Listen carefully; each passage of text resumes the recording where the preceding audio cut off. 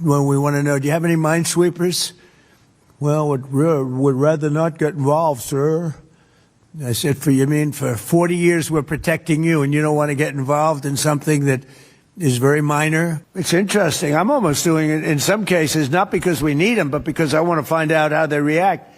Because I've been saying for years that if we ever did need them, they won't be there. Not all of them, but they won't be there. So a couple days ago, we briefly spoke to you about Trump's current plan to build a naval coalition of largely NATO-aligned nations to secure the Strait of Hormuz from any potential Iranian harassment and ultimately protect oil shipping and the entire global economy for everybody. And keep in mind, the argument from the beginning on this has never been that America is desperate or they need the UK or European nations to actually do anything about the Strait of Hormuz. It rather is the same exact type of ideology that Trump has pushed from the beginning with NATO, which is that, well, you guys are part of this alliance too. You heavily rely on America for your own defense. So when push comes to shove, why is it that America is always doing the job for you, but you never come to help us? And of course, secondly, the fact that these countries are all getting way larger amounts of their oil from the Middle East than even America does.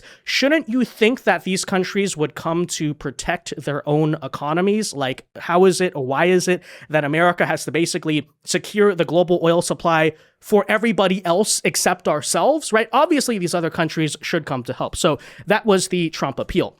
Now, what has happened since, at least if you are to believe the mainstream media narrative and what is being spoken by the Third World Coalition, is that these countries have basically universally rejected America. They said no to any idea that they're going to deploy their navies to help America in securing the Strait of Hormuz and global shipping of oil through the Middle East. Again, that's what they're saying. Now, what I would argue is that when you read between the lines, the media is wrong about this. That's not actually what's happening. Rather, what's going on is the typical fence-sitting and reluctance that you so often see from the UK and many of our European allies. And this whole thing has been happening for 6 years straight now, right? Whenever Trump has to conduct diplomacy with Europe, it always starts where they say no, and then Trump has to threaten them and use leverage, and eventually they give us at least a portion of what we want. And it's the same exact game. I don't think anything here happening is different. I think you are seeing the signs that the UK is basically sort of like helping a little bit, but not really. I, from the beginning, by the way, have pointed out that Keir Starmer is fundamentally being a fence sitter on this whole conflict, because basically what he's trying to do is not completely piss off Trump or burn the United States, because especially post-Brexit, the UK definitely needs the backing of America, but at the same time also trying to appease his own radical Islamic base by not looking like they're too involved in the war. And the end result ultimately is what? Again, pure fence sitting, and we know what happens to people who sit on the fence for too long. And I think really you're watching the signs of that, and my prediction in the end is that these countries, because of the fact that the Strait of Hormuz is ultimately too important to their own economy and their own security, will give in to Trump, not because they want to, but because they physically have to. Their own economies cannot survive. So, some people might try to say the opposite. I would argue these countries are essentially right now just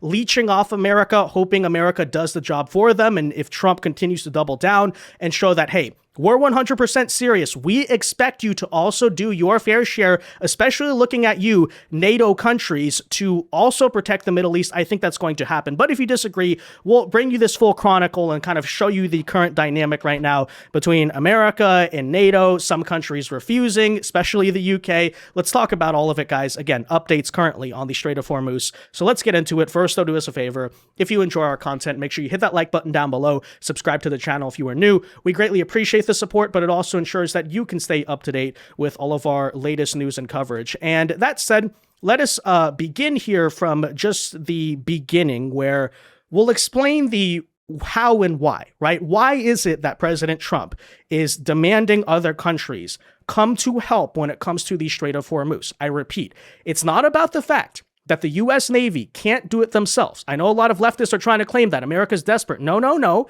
It is because, as Trump has argued, he doesn't want America to be leached off of or used, is because of the fact that, look at these numbers right here. For example, right? Japan gets 95% of their oil from the Strait of Hormuz.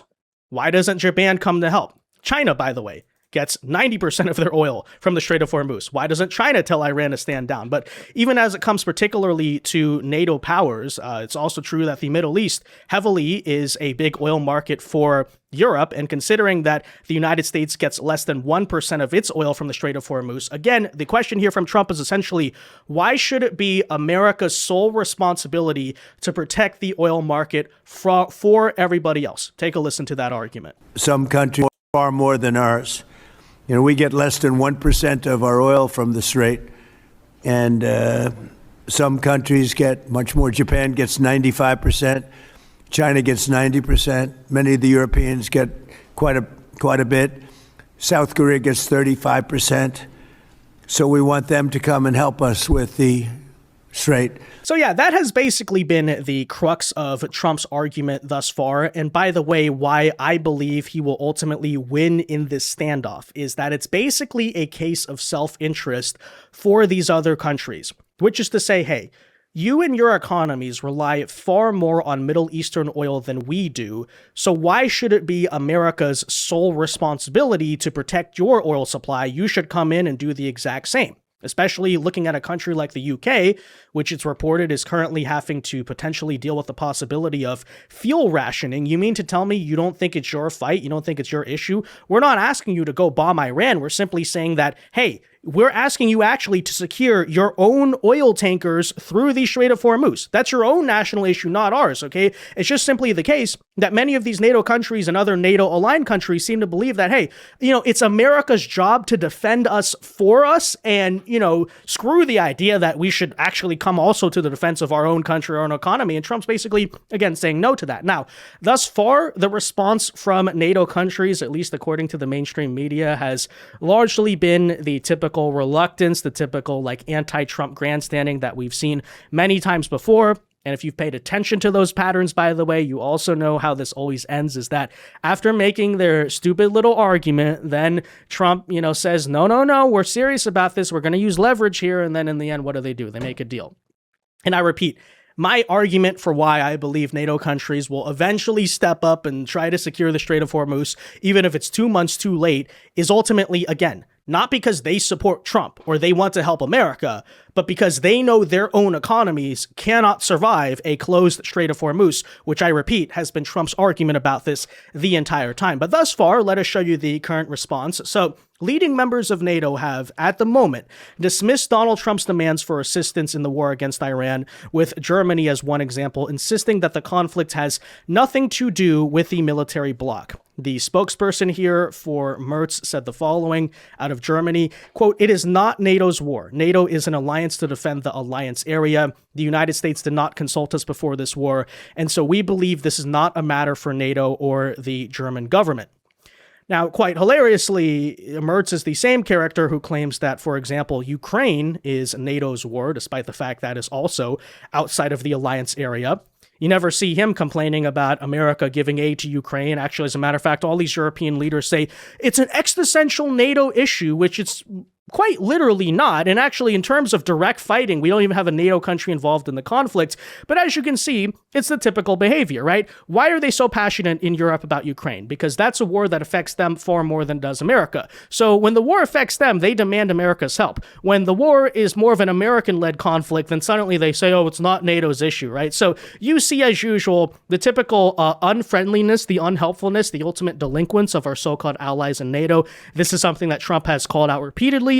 But if you've seen how this cycle ends repeatedly, then that's again why I'm saying I wouldn't get too freaked out about this. I wouldn't make the biggest deal, but it is something to take notes of, right? The overall unreliability of NATO. But that said, Sir Keir Starmer of the UK also went on the record to warn that Britain, quote, will not be drawn into the wider war, whatever that is supposed to mean. Now, he has refused to commit to sending in warships to help allow oil tankers to pass through the strategic waterway. And this is a very key detail here. This is very interesting to me. He refused to send the British Navy to secure the oil tankers, even after a former Downing Street advisor warned that he may need to consider, quote, fuel rationing if supplies dry up, which is to say what? The UK is facing an existential oil crisis right now. Not just a matter of prices going up, but they may literally run out of fuel because that's how reliant they are on this region for their country's energy. And in the name of Trump derangement syndrome and basically just appeasing the radical Islamists that have taken over the UK, he still is not really fully committed to actually helping out. Again, it's not just about helping out America, helping out himself by rescuing global oil shipping and ultimately his country's own economy. So that's why I again repeat how stupid this is, right? You're literally going to let Trump derangement syndrome destroy your own country, destroy your own economy, have your people without fuel simply because, oh, well, we don't want to look like we gave in to Trump. It's very stupid logic. But on the other hand, why I would simultaneously argue, I don't think the grandstanding is going to last that long. I think ultimately a country like the UK, okay, despite Keir Starmer being so fence-sitting about this, so reluctant, oh, we'll help America kind of, but not entirely. Hey, America can use our bases, but only for defensive purposes, all of this stuff. Ultimately, at the end of the day, he's going to have to make a decision. And if he makes the decision of, oh, we're going to have fuel rationing just a couple of years before our upcoming election, right?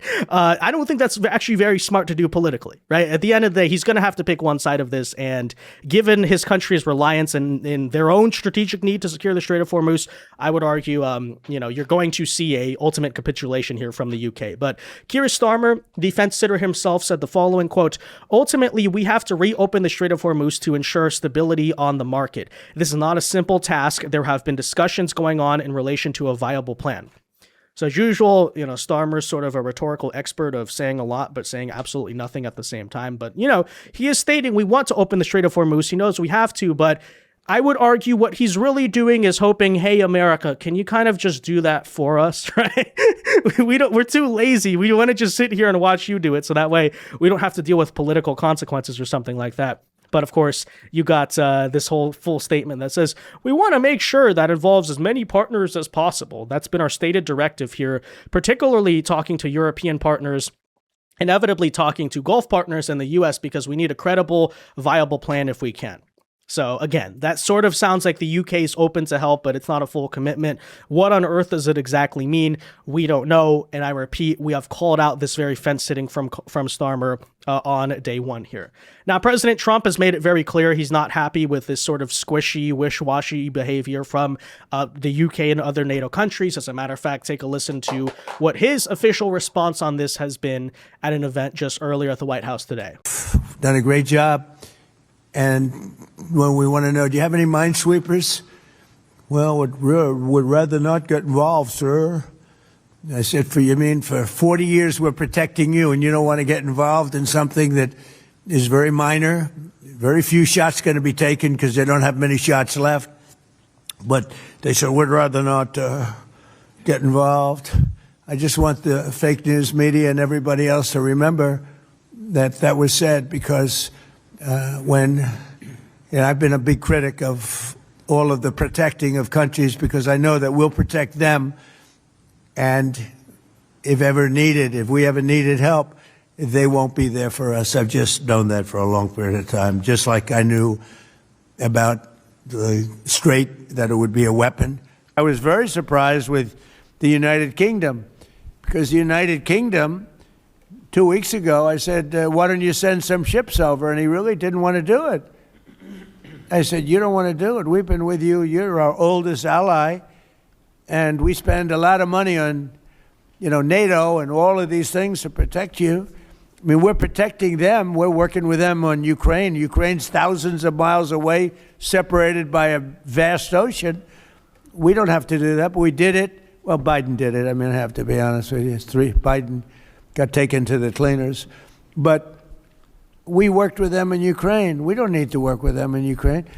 And then they tell us that we have a mine ship around, and they don't want to do it. I think it's terrible.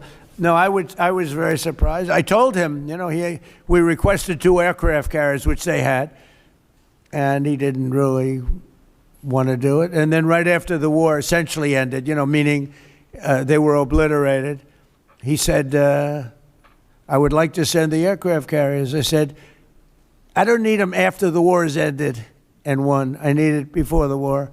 So I was very upset I was not happy with the UK.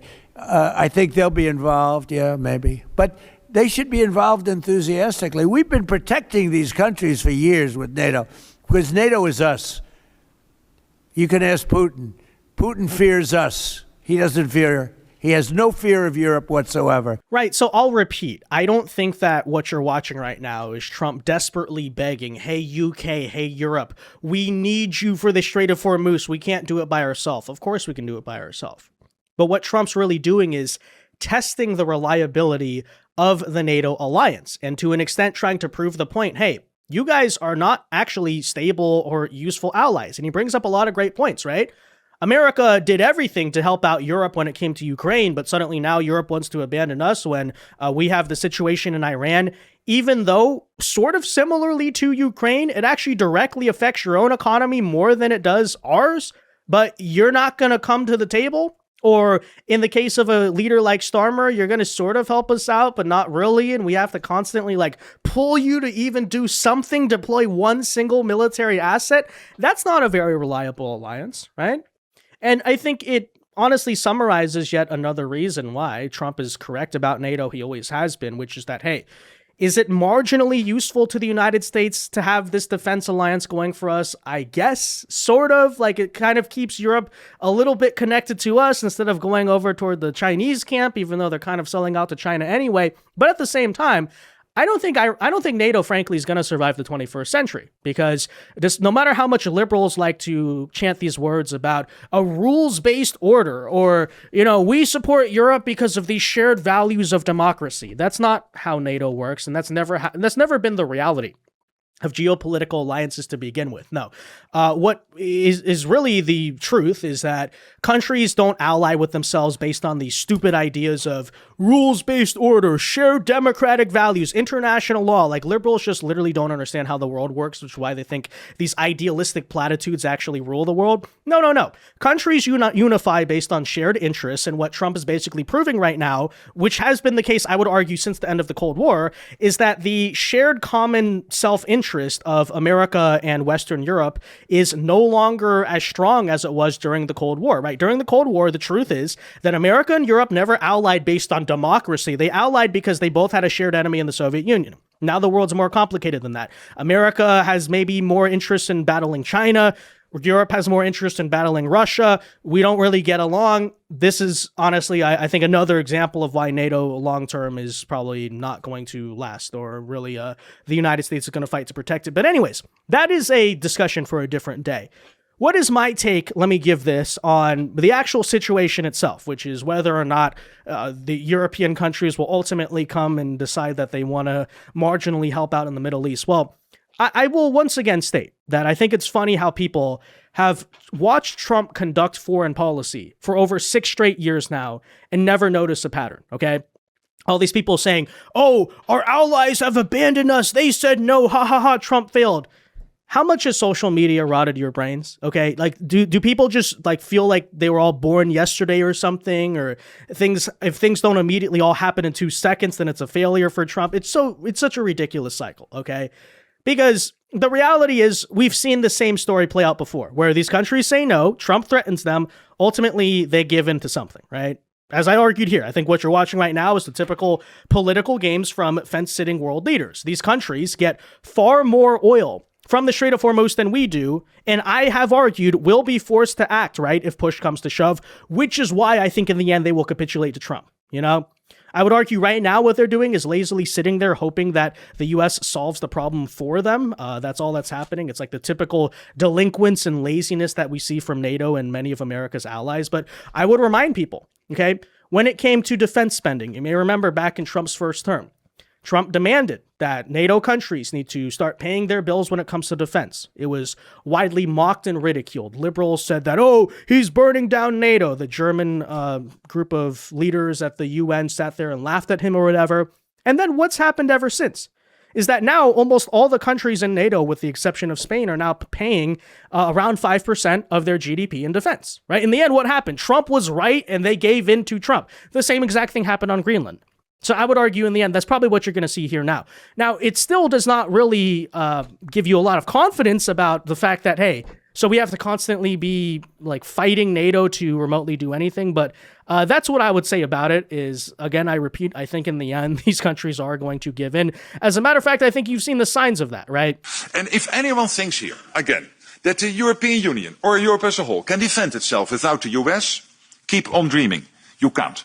We can't. We need each other. And by the way, that has been backed up by some kind of action. Like we did just get the news today that the UK does plan to send minesweeping drones to help reopen the Strait of Hormuz. And so they're not sending minesweeping ships like Trump is asking for, but they're contributing something. It's just, as I said, they're being reluctant, lazy, fence sitters, and that's why they constantly have to be pushed into contributing more and more, which is why I reject this narrative that Trump just blew all of our diplomatic ties or something, or he screwed, they all told him no. No, they didn't tell him no. They just gave a very reluctant yes, which is why you have to keep on pushing these countries to ultimately act more and more and actually pay and contribute their fair share, which in themselves on their own they would not do.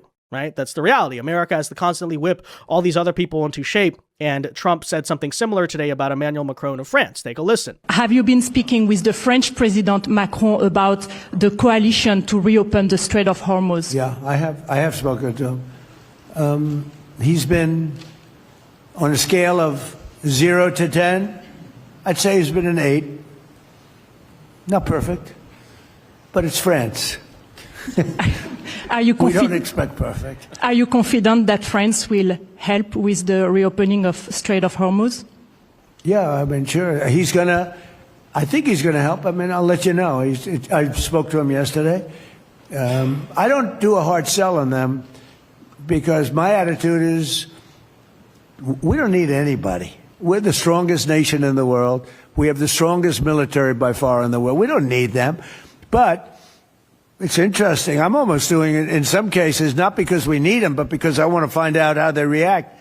Because I've been saying for years that if we ever did need them, they won't be there. Not all of them, but they won't be there. And once again, you heard Trump repeat the truth about this, which is that America doesn't need any of these NATO countries to come and help. What we're really doing is testing their reliability, right? In a future crisis, how much can we really necessarily count on you? And by the way, if we can't, then that raises serious questions. Should the United States even be defending you at all whatsoever? Something to think about there.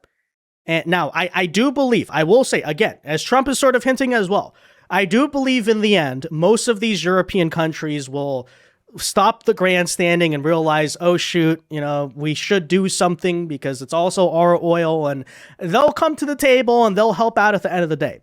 But as Trump also notes, if they don't, then I don't think that's also a geopolitically smart decision for them to make either, because they will have showed America for decades to come, hey, you are not reliable. So what happens if the world gets more intense or there's a future crisis or something? Or, hey, maybe Russia makes more aggressive moves on Europe. Who knows?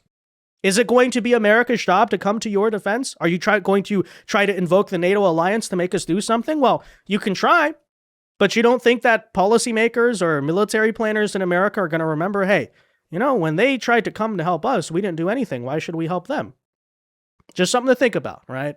So ultimately, it's the smart decision for Europe to not just show America that they're reliable, but I would argue, secondly, and more importantly for them, secure their own oil supplies. But if they don't want to do that, if they want to trigger their own energy crisis in the name of Trump derangement syndrome, then they're also free to do so. And again, I'll repeat, I just don't think it'll be very smart for them to do. Now, we don't think that's what they're going to do. We see signs that the UK and France and countries like that are just slowly but surely getting involved, and they're just playing political games, and it's sort of meaningless. And, you know, they're going to help out at the end of the day, but we'll keep an eye on it for sure, and we'll let you know what they do. Because, you know, 100%, America's watching to see whether you'll contribute or not. So that's something to take note of. Anyways, that said, guys, let me know your thoughts on the situation in the comment section down below. Be sure to leave a like on this video, subscribe to the channel if you are new, and until next time, God bless and peace.